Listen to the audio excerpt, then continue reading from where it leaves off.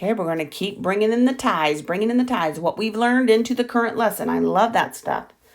Look at this graph right here. What would you tell? How is this skewed? What is the shape of the distribution? Because that's what we're going to do, is how can we take our box plot with our quartiles and then talk about the shape of the distribution? What do you see? What would you tell me that this one is skewed how? To the right, right? That's it. This is right skewed. Skewed right. And it says right there. Because that's where my tail is.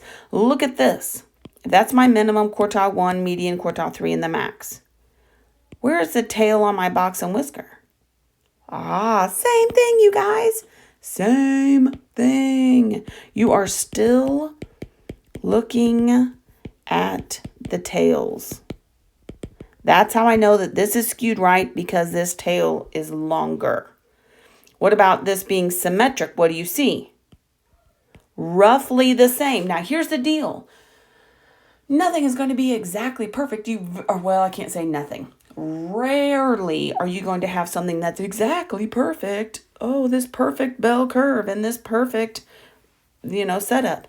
It is roughly symmetric. If it's very, very close, then you go with it as being symmetric.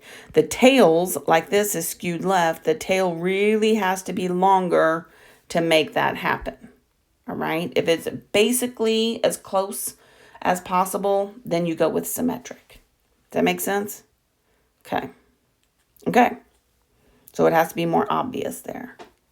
Let's take a look at this.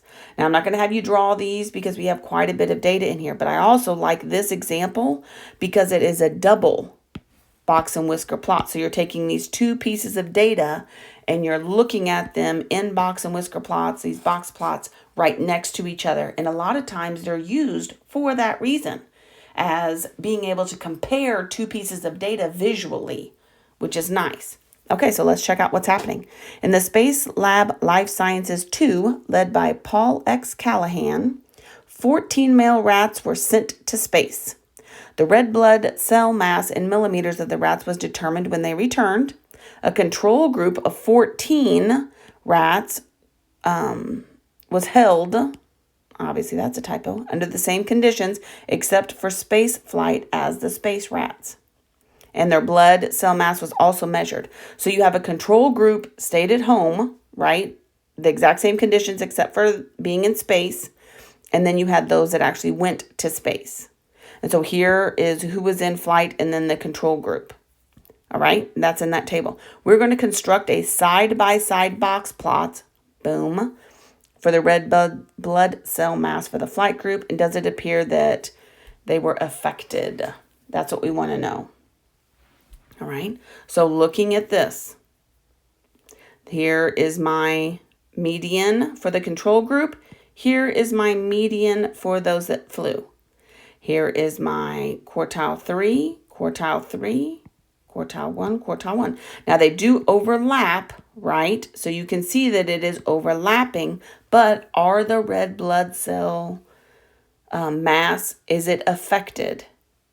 Yes, look at this. 50% of this data is definitely moved down, right? So it reduces the red blood cell mass. Yes. Oops, forgot my E. Yes. Space flight